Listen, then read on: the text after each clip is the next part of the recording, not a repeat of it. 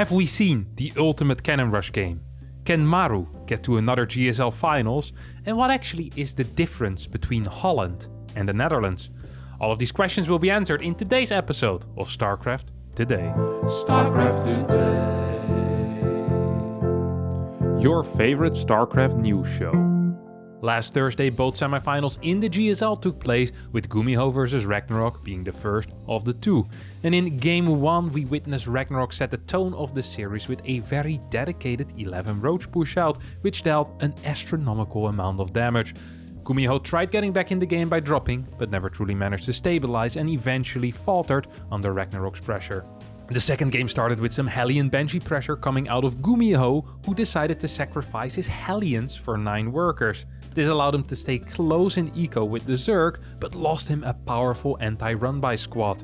Gumiho's follow-up was a sharp 2-2 timing, which allowed him to kill a base, but lost him a decent amount of tanks as well as a bunch of supply in marines.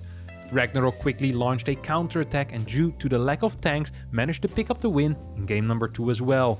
In game 3, Ragnarok went back to his game 1 roots as another Roach attack was on the menu. This time, however, it was off of 2 base, and despite the 22 worker kills, he still fell behind after the dust settled. The Zerg player attempted a switch into Mutas, but Gumiho's relentless attacks forced Ragnarok to tap out in game 3. On Tropical Sacrifice, an uneventful early game led to an evenly matched up mid-game, in which momentum seemed to be on Gumiho's side. One bad trade in the middle of the map, though, forced Gumiho to retreat, allowing Ragnarok to counterattack, which took out a decent chunk of SCVs.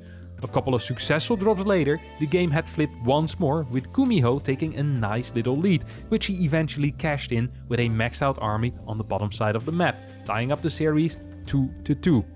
The final map of the first semi-finals, Ragnarok wanted to return to familiar terrain, as for a third time in the best of 5, he opened up with an unscouted Roach attack. Gumiho made a rather impressive hold, losing a mere 7 workers, but as this was a rather uncommitted Roach attack, it still felt like Ragnarok took a bit of a lead in this game. Gumiho decided to hide his battlecruiser follow-up, allowing Ragnarok to get out an unscouted Swarmhost transition, which basically killed the Terran with the first Locust wave, winning Ragnarok the game and advancing the Zerg for the first time in his life to the GSL Finals. The second semi-finals was Maru vs Hero, with in Game 1 Hero opting for a fast 2-base Blink Stalker attack without a Prism. Despite the fight looking good initially for Hero, it quickly became clear that Maru got the better end of the trade. Hero tried once more with a couple of adepts added in, but the Protoss lost so much and had nothing behind it that when Maru decided to walk across the map a couple of minutes after, the game instantly ended in the Terran's favor. The second game opened up with a late proxy Stargate opener, which dealt a little bit of damage. During the mid game we saw Maru doom drop a couple of times. The initial defense of Hero seemed good, but quickly fell apart when all the medevacs managed to get into the main for free for a second time. This forced Hero into a desperate counterattack after losing the third, which did not end up working, giving Maru the 2-0 lead and the match point. In the third game we saw Hero play an uncommon Phoenix into 4-gate Blink build, which Maru completely fell for. Maru believed it was a standard Stargate opener and tried to hard counter it with a bit of an all-in push, which Hero was very well prepared for with this insane gate unit count, giving Hero his first win in the series. The fourth game was a 4-gate Blink attack versus a triple CC opener. According to a lot of Terrans, a free win for Protoss, but Maru disagreed. With solid unit positioning and quick tank production as a follow-up, he managed to hold and put himself in an economically advantageous position. The Terran then managed to get into the main base of Hero once again with a lot of units with a doom drop, but this time around Hero defended rather well and actually started evening out the supply. It felt like Hero was about to win Game 4 until Maru won a fight which he really had no business winning, while also attacking with a significant part of his Bioforce at the same time. This was a little bit too much for Hero, who was forced to tap out and give up the dream of winning back-to-back GSLs, as it was instead Maru who advanced to the finals. That sets up a nice GSL finals between Maru and Ragnarok, in which Maru can become the first ever player to win 5 GSLs. We also had some foreigner StarCraft action, with the European DreamHack Atlanta Regional continuing on. Some surprising results in Group A as we saw Mana get knocked out in 6th place below both Christianer and Hellraiser. Mana struggled all week long, losing to 5 out of the 7 players, only managing to beat Christianer and Aquaron. Another surprising Group A was Lambo not getting top 2 in the group, as he lost to both Hero Marine and Skilles, meaning he had to make do with a 3rd place. Group B saw one major upset, as Gerald managed to take out SERRAL with a 2-0 score in the final match of the group. Sadly for Gerald, this wasn't enough to get top 2, but a 3rd place isn't all bad either in a group with SERRAL, Showtime and Shadone. Group C had a heartbreaking story with Drogo, who thought head-to-head was more important than the total number of wins. This led to him believing he had advanced after taking a map of Ratata, while in reality he needed to win the series. Another interesting story was Elaser ended up topping this Group C after beating Rainer in the direct match with a 2-1 score, giving the Polish Zerg the number 1 seed. In Group D, the biggest disappointment was Harstem, who underperformed the entirety of the tournament. Coming in as the seed 2, he dropped out in 6th place in the group, only beating Night Phoenix and Art. The biggest surprise in this group was Gongfu, who took 1st place after taking out both Clem and MaxPax while dropping a series to Goblin. Kung Fu Panda vs MaxPax Game 1 also happens to be the game of the week. The German opened up with a cannon rush, to which MaxPax responded with a proxy Nexus and a proxy Stargate.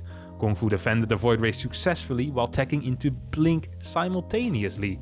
MaxPax transitioned into Void Ray Immortal, while Kung Fu Panda attempted to take a proxy Nexus somewhere on the map. MaxPax's 14-minute one-base assault eventually got held in this bizarre game, giving Kung Fu Panda the win.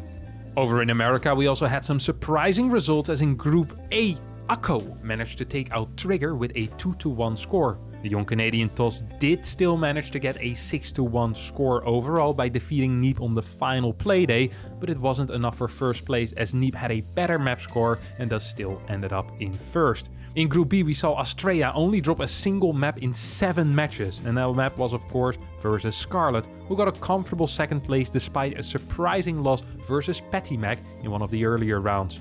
Over in China, we saw Time once again win the regional and thus directly qualifying for Group Stage 3 in Atlanta, as he managed to beat Coffee with a 4-1 score in the finals.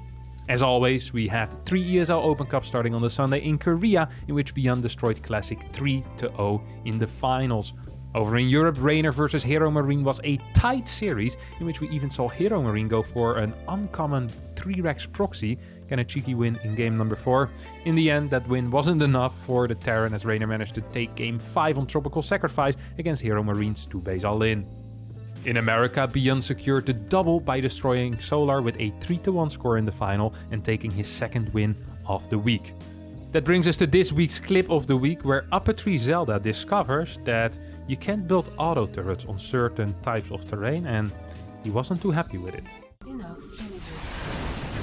Dude, please. Oh my god, I can't! In the Who designed this absolute garbage piece of map? It's unbuildable in the middle? Are you kidding me? What possessed? What's wrong with you? Who did it? I don't think there's anything that makes me happier in life than hearing Upper Zelda swear a lot in a row. It's one of these things that really hits the spot for me.